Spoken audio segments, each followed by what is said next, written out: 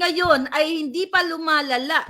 Dapat magkaroon na ng hakbang ang mga maiisog at meron na ring hakbang si Inday Sara, meron na ring hakbang itong mga magigiting nating men and women in uniform na wag nating pahintulutan si Bangag na ipagpapatuloy niya ang pakikipag-bang-bang-bang. Kayong mga gustong-gustong lumaban sa China, okay? Akala nyo naman mabubuhay kayo kapag kayo ay pinasinghot na ng dapat nyong singhutin. I'm not saying na magpapaapi na lang tayo lagi. Okay?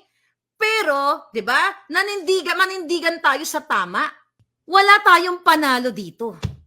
Ang mga asawa ng mga politiko, nagsiliparan na. I'm telling you, tumakas na sila ng Pilipinas. Dala pa nila ang pera ninyo. Pera ng bayan. And these people, lalo na yung mga special envoy katulad ni Michael Ma, okay? Katulad lahat ng mga may diplomatic what do you call it? Privilege. Pag dumupunta sila sa ibang bansa at bit nila ang malimaletang pera ng bayan, hindi sila what do you call it? Hindi nasi-search yung kanilang mga luggage. Kahit ginto pa ang bitbitin. Kahit sikutin yung buong eroplano, ilagay niya yung tangkas-tangkas ninyong pera kapag nagta-travel sa abroad. Di ba? Ilalagay niya sa maleta o sa crates. Hindi yan chine-check ng bansang pupuntahan niya because of that diplomatic privilege or immunity. Now, ngayon, bakit kailangan ninyong maninindigan? Kasi talo tayo dito. 'Di ba? Binanggit ko, simple lang kasi hindi naman ako abogado. Yung simple lang pagkakaintindi ko dun sa article, mga palangga. So itong sinasabi ng United Nations Security Council, sila talaga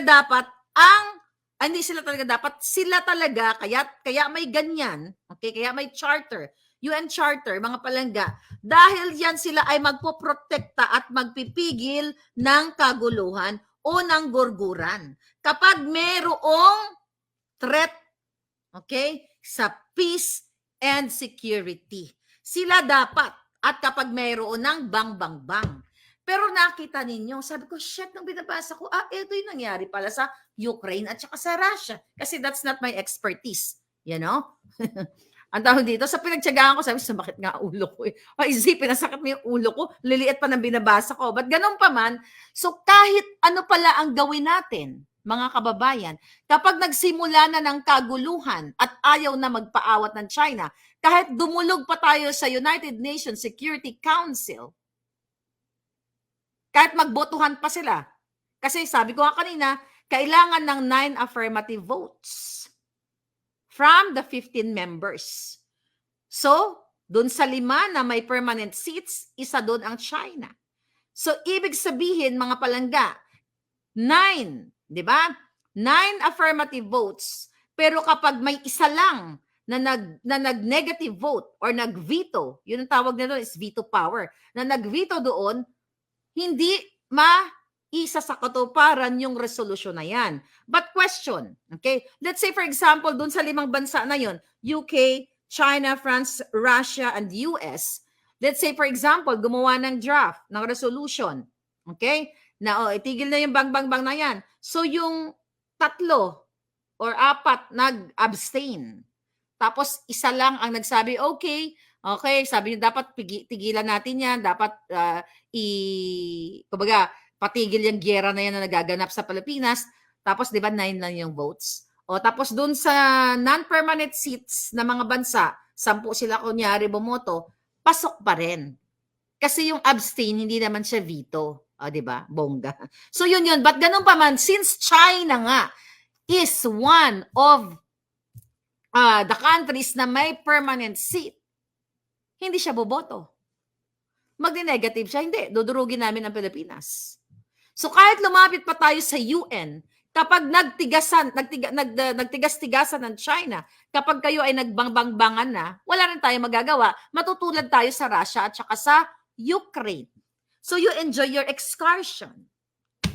Dun sa mga men and women in uniform, you have to read that United Nations Kasi dapat kayo ang nakakaalam niyan, hindi nga kami eh. 'Di ba? Dapat kayo.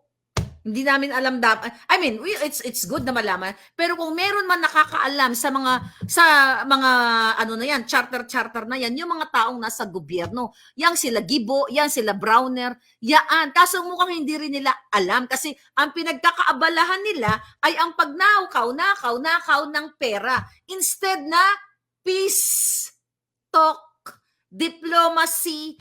Gabayan nila si Bangag Junior na, "Sir, wag kang oy Kuting Bangag, wag kang magsiga-sigaan." Pero bakit siya nagsiga-sigaan ngayon? Dahil mayabang sila, dahil sinasabi nga ni Lisa, nakakampi na namin ang Amerika ngayon. Hanggang kailan namin kayo kakampi? Pwede namin kayong itapon sa Komunoy. Lisa, tandaan mo. Yan yon mga palangga. Yan ang pangyayari dyan. So, wala tayong panalo dyan sa kaguluhan na yan. Kaya dapat si Marcos Jr. ay itigil niya ang tapang-tapangan. Pero, kung titignan mo, kung first day pa lang ng panunungkulan ni Bangag, ay gusto niya ng peace talks. Eto na lang yung tanong ko sa inyo eh. Ano yung purpose ng aking mga palanggang mga Amerikano dyan? Kapwa ko Amerikano. Ano ang purpose nila? Bakit ang dami-dami nila dyan? Remember, nung pinag-usapan natin, I think 2022 or last year, I forgot nung si Kuting ba nagsalta. Basta from the government, na bakit yung presence ng mga EDCA sites, di ba, ay nadagdagan, di ba? At dumami na yung mga palangga kong Amerikano. Ano ang sabi nila dyan kung naalala ninyo? Hindi ko na prepare yung article about that. Basta ang natatandaan ko, they're there to help the Filipino people pag may mga kalamidad. Kalamidad tulad ng bagyo, baha, lindol. Araw-araw ba may baha, bagyo, lindol sa Pilipinas? Wala naman. Din kayo dyan, sa inyong mga probinsya, nagugulat kayo, talagang ang daming mga armado. 'Di ba? Ano yung purpose? Wala namang giyera, 'di ba? May giyera ba diyan sa Bataan? May giyera ba diyan sa Davao o somewhere? Wala naman, 'di ba? So ang dispute nandoon sa Ayungin Shoal. Okay? Nandoon. So ngayon, yun ang tanong sa inyo, which is alam nyo na yung sagot.